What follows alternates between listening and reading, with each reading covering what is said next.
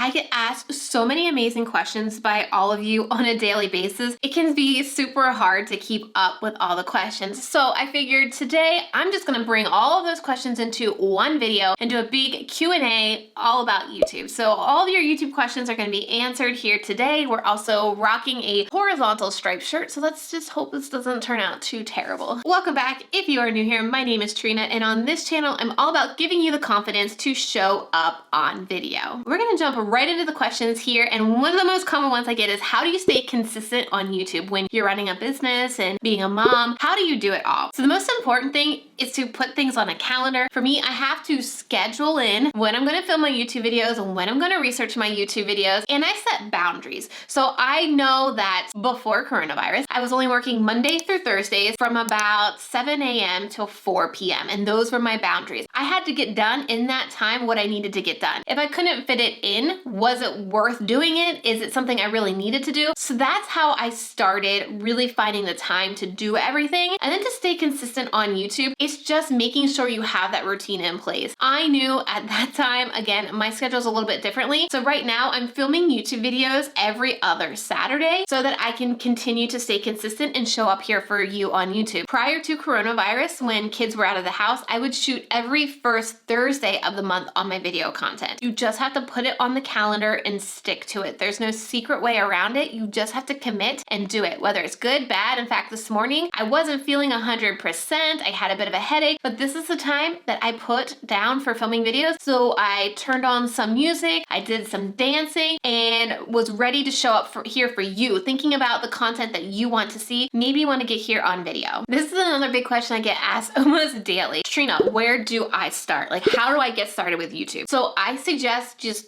creating a video. When you're getting started on YouTube, you're gonna be learning a lot of things, and that first video you put up doesn't need to be perfect. It's probably gonna be nowhere near perfect. In fact, if you watch my very first one, it is super cringy, but I will link it here so you can check it out. But you just have to start doing it. You just have to start flexing that muscle. Other things to think about, you could create your channel banner for your homepage. You could start to think about content. You could ask or survey your audience about types of content that they wanna create, but just start creating that first video. What is a common question that you get asked all the time? What's a popular blog post that you have on your blog or your website? Start with those ideas that you know your current audience already is asking for you, and just film. You don't need any fancy equipment. You can get started with your cell phone. I have a window over here, so just propping it up on your window and just start there. Once you do get videos on YouTube, that's when you can start maneuvering your strategy. You can start to see what types of videos do well for you, what types of content's doing well for you. You might even see that you don't need fancy equipment because just recording on your phone, you've got awesome audience engagement and retention. So just get started. You've got to put something out there to get the numbers back to see how to start maneuvering your strategy. So just film a video. Don't be worried about it. I know it's scary. Just getting that first video is a snowball effect. How do you get your videos seen? I know it can be kind of discouraging when you post a YouTube video and nobody watches it. So I'm gonna link to a video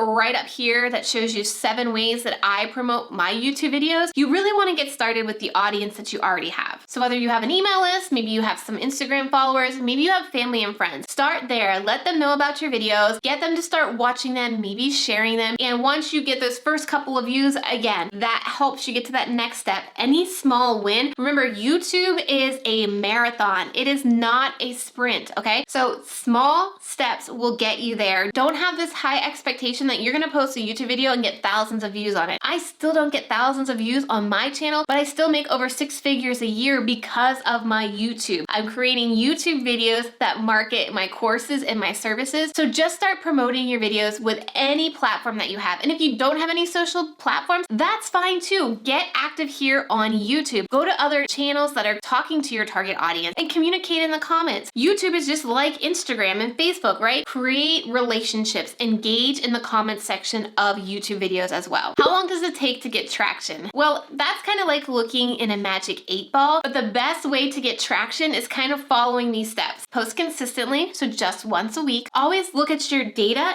and get better. So after your first video, look at your click-through rate. Could you create a better thumbnail? Could you create a better title? Look at your audience retention. Did it drop at the beginning? How could you open your video a little bit better? And then look at your end screen click-through rates. How well are you getting people to watch another video? And I go full detail on these specific numbers to look at to see that traction and to get that momentum on your YouTube channel. So I'll link that one up here too. And I'll have a full list of videos that I reference that go into more detail. Since I can't really go specifically into detail on these questions, I do have videos that will definitely help you out linked below. Oh, here's a good one. If you could share one skill that cut down the time and yet creates the greatest results, what would it be? Basically, what skill is the one you've been able to leverage the most for a successful business? Many of you know I use my YouTube channel as a lead generation into my business. Now, my business, I have one-on-one services. I have a program called Video Strategy Academy. So I use a lot of my YouTube videos to feed people into my business. So I would say the number one skill would be to lead without worrying about failing. I have failed a million times doing this. I launched my first course and had 3 people buy, and I spent all this time into it and it still only got 3 sales, but I learned from it. Yes, I did take a couple weeks off and consider if taking this journey was the right thing, and I was discouraged and I was sad, but the difference was I decided to pick myself up. I decided to figure out what went wrong, what I could do moving forward. So I think the best skill that I've learned is just being able to fail forward. I know that sounds pretty cliche, but just put stuff out there, accept that you might fail, but failing is not a bad thing. The bad thing is if you don't keep moving forward and you let failure stop you.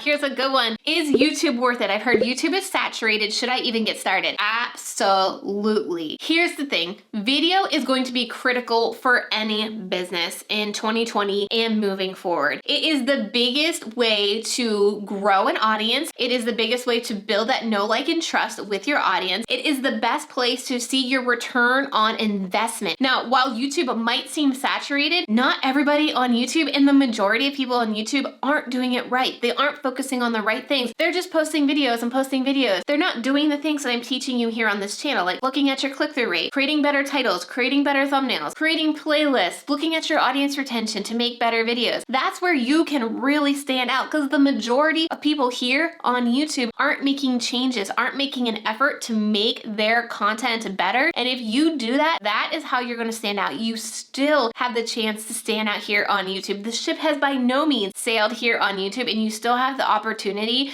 to really see success here on YouTube. How do you build up the discipline to make videos on days you just don't feel like it? Well, like I said, today was a great example. I had a headache. It was a Saturday. I just don't normally feel like working weekends. Due to coronavirus, my schedule has had to be totally different. And what pushed me to show up is thinking about you, thinking about the content I'm creating to share with you. I know when I put out content that it helps somebody. Even if it's just one person on the other end of this, it is helping somebody. I'm fortunate enough to see in the comments, it is helping more than one person. And seeing those comments definitely gets me showing up here every single week, creating content for you. So I will turn some music on, like I said, do a bit of a dance party, and just think about the people that are watching my videos and the lives that I'm helping by creating these videos. That's pretty much what gets me to press record on these videos. All right, I got another question on like what a setup should be. So let's do some vlog style, and I'll show you exactly how I'm set up right now. So right now I'm sitting at my desk, and you see there's a window over here, so that is giving me lighting here. And then I have my ring light right here pointing towards my desk. So let's come over here. You can see this is what it looks like where I'm shooting, right? If we look through that ring light, and I have my laptop right there with my script. I can show you that here in a second. And another thing that I do, because this room is very echoey because it has tile floors. So what I did is I just throw blankets down here on the floors. That's it. You can see we're doing a dual office here because my husband is working from home too. So we are literally both sharing this double desk, and most days that I do get a chance to work with him, we have our computers smacked up against each other, but I'm just using what I can. I just got one ring light. I got these blankets on the floor that you don't even see when I'm recording, and I will grab a picture of my camera here 1 second. So you can see I pulled out my phone to show you. This is the camera I'm using recently. It's the Canon EOS, and I also have a boom mic attached to it as well. I had been for a long time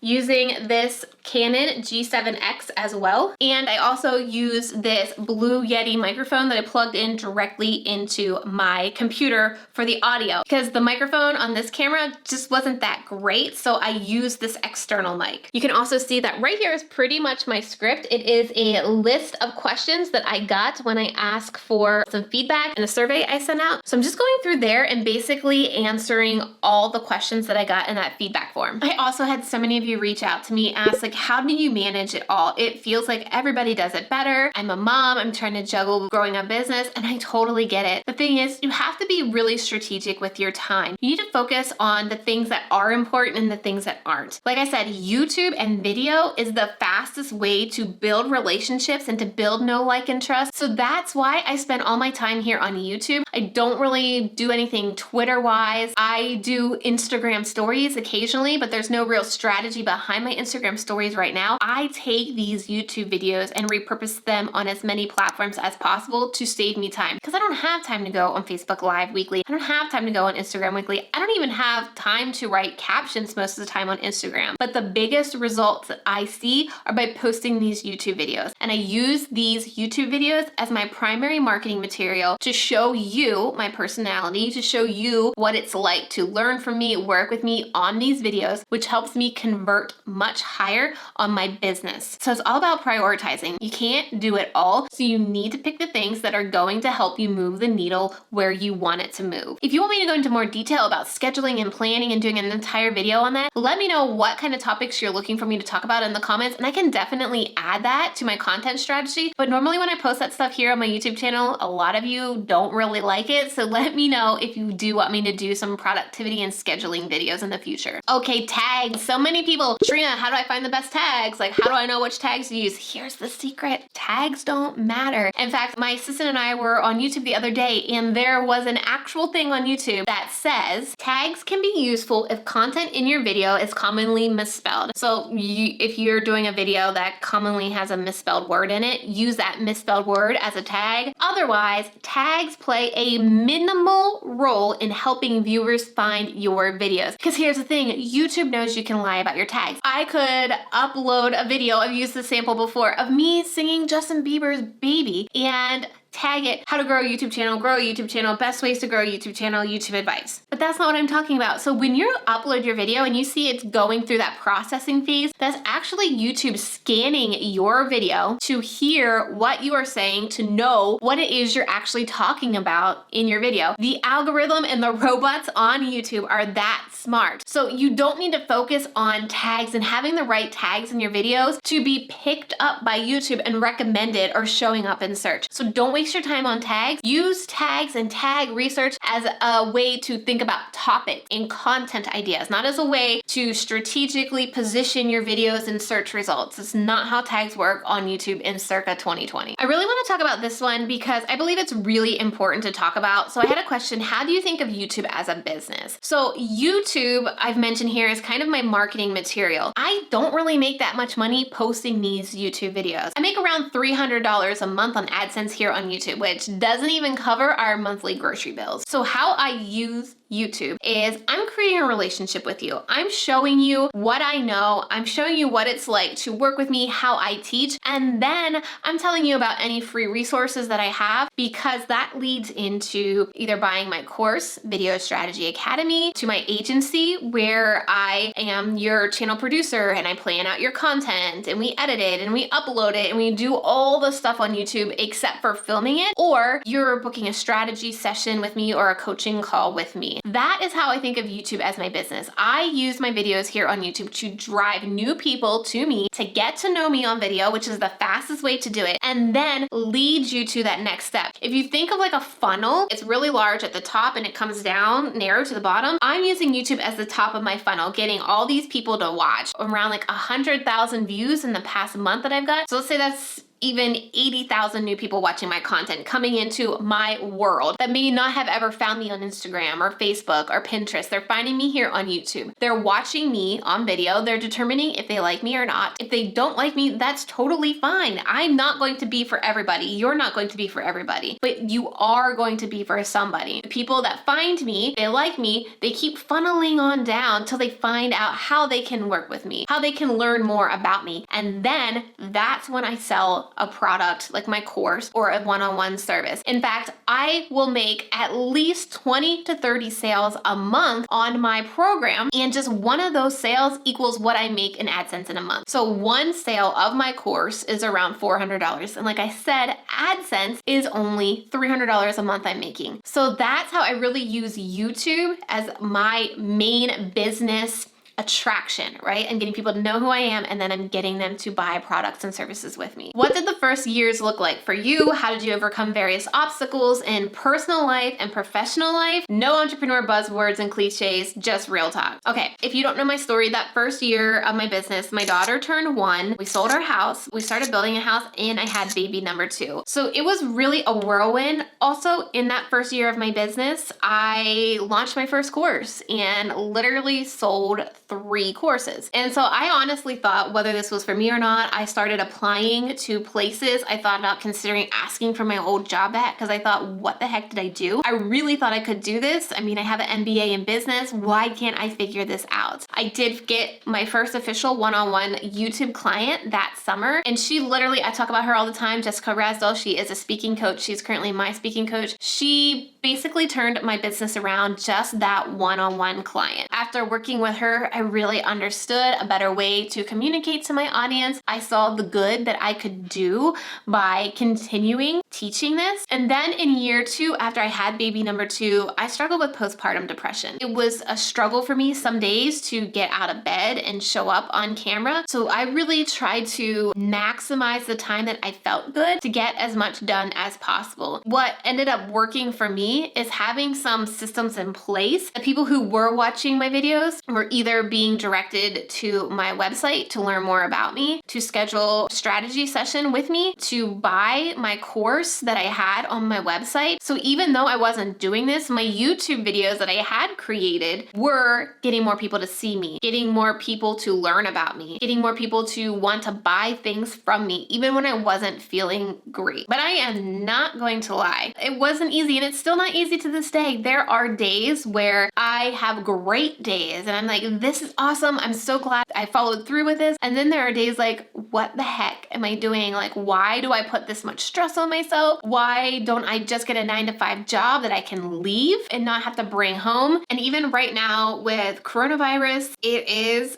a constant roller coaster because I don't know what the economy is going to look like. I know, fortunately, my family is safe. My husband has a job that we're good and he can cover everything. But I wonder, like, am I going to be able to continue to keep my business running? Is something going to happen that I'm not going to be able to keep paying the people that are working for me? And I love the people that I work for me. I love that I'm able to provide a living for other people, that my business helps other people with their family as well. In fact, this past 3 months with coronavirus and complete changes to our world and our schedule has me stressed. If you notice, like, these skin miscolorations here, it's a skin problem called, I can never get this right, so it's called granuloma angulaire. It's actually a skin condition that causes raised, reddish, or skin-colored bumps and a rig pigment pattern. So it looks like ringworm, but it's not. And I really flare up with this in times of stress.